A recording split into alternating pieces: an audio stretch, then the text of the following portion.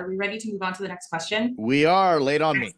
Awesome. What qualities should be prioritized when assembling a founding team, and how should equity and roles be structured to ensure long-term success? So we'll start with the first half. What qualities should be prioritized when assembling a founding team? What do you think, Ed? Here is how I assemble a founding team. Number one, do they care about the problem? That's the most important thing. Does someone care? Or are they obsessed with the problem? Going through this right now with one of the ventures in my portfolio, looking for a founding team. I'm actually looking for a CEO, ready to chunk some money in there. And I thought through everybody that I knew, and I thought through the people that I've worked with in the past. I have a relationship, but most importantly, you don't always have to have a relationship. Do they care about the problem? Have they tried to solve it before?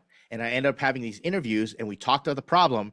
And if they get all hot and spicy and riled up about the problem, then you're heading in the right direction. If the other individual is like, yeah, I'm not really doing anything right now, I'm between jobs, maybe I'll do a startup, that is the worst reason to bring them on as a co-founder or part of the founding team, especially if you don't have any budget. So you want to look for people who care about the problem. The second thing that you're looking for is, are their skills complementary to yours without the overlap? So if you have the exact same skills as the founding person, then hire them as an employee in the future. Don't make them a founder or a co-founder. Don't bring them onto the founding team, because investors are going to look at that. If you have too much overlap, then there's an issue. So that's what I do, is I say, all right, do they have skills that I don't have? In this case, the founder that I interviewed and ultimately chose ended up having completely different skills, but we cared about the problem enough, and they could do things that I could not, and would work with me in tandem, and we'd be a great team. Third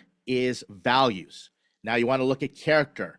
Do they care about the same things you care about? Do they have those qualities that you can trust? Trust is so important, and it's important to just talk about it. And this is where you hope for the best, but you plan for the worst. You're looking for value alignment. They're not interested in building a startup. They might want to solve the problem, and they got great skills, but they don't want to build a unicorn. They don't want to go 50x and take investor money. They just want to be very conservative. And this has happened to me before, and that is a disparity in value alignment. Maybe they don't value integrity and trust and righteous value exchange the way that I do. You want to look that through, because this is a long haul, and that's the third quality that I look for. And then finally, you do a project together, and are they willing to sign vesting schedules and cliffs? Are they willing to actually commit on paper that I'm willing to be here the long haul? That's the order in which I go through trying to figure out a founding team every single time.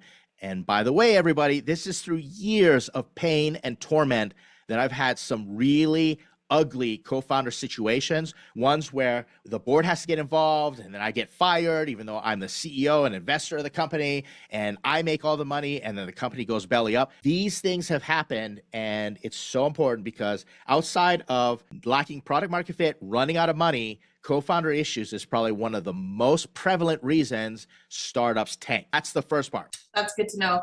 The second part, Ed, is how should equity and roles be structured to ensure long-term success? Such a personal question. But if you've lined up everything else and you've got co-founders that are equally as vested in the problem, they have the character, there's alignment, you've done a project together, the skills completely complement yours, then splitting equity is going to be a lot easier, because you have to remember, so many founders make the mistake of splitting equity based on past. I came up with the idea. I put in the initial money. When investors are looking at your startup, they're not looking at the past. They are saying, hey, how is this founding team or these co-founders, how are they going to get along and stick together for the future? Because they are on one step of 10,000 other steps. Going public, exiting, these are really hard things. So they want to know, are you motivated enough to go and stick with each other through the long haul when everything gets hard? If I've done that right, my personal opinion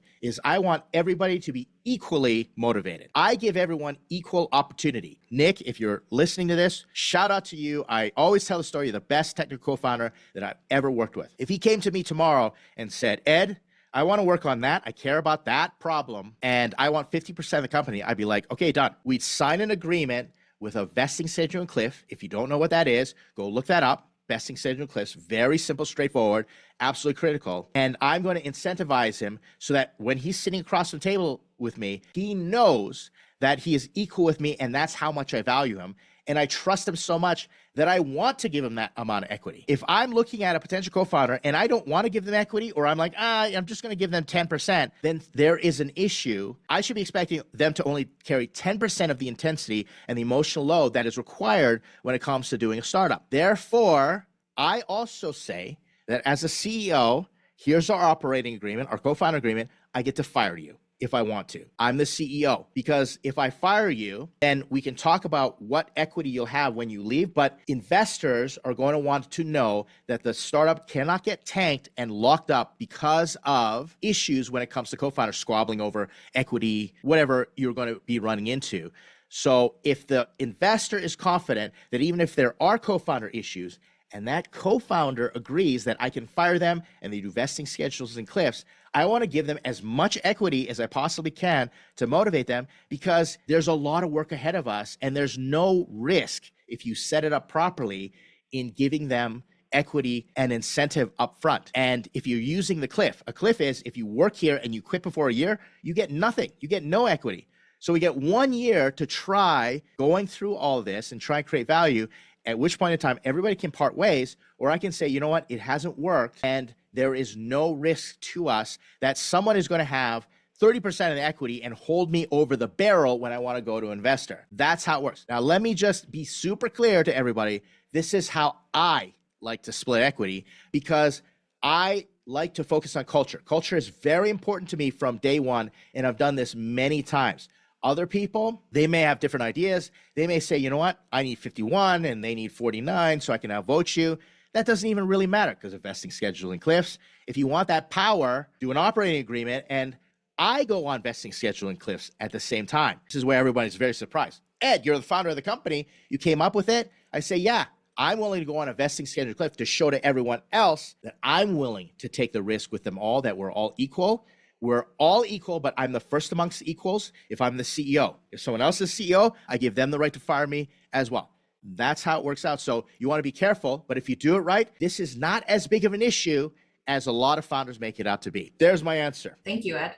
Something caught my ear while you were speaking on the first half of the question. You talked about values. That's not often something we hear. Are they personal values or are they business-centered values that you're looking for when you're looking to build a founding team? Great question. You're digging deep there, Q. The values are personal. They have to be personal because at the end of the day, this is personal. And if you don't align on values, then everything is going to spill. Your personal life spills into your startup, vice versa. You want to take an inventory, and so many founders don't do this. It's a journey of personal discovery. This is what I value. Here are my values. And those come up from your upbringing, your social circles, everything, your experiences. Maybe you had some trauma or you had some really positive experiences where your values get formed. You just want to make sure it's the same with everybody else, but always start. And then later on, your company will establish core values, but in the beginning, you don't need them. Core values can start to be formed later on when you go get your seed round or your Series A round and you have an HR department and they need to be onboarding people. You want to maintain culture that way, but in the beginning,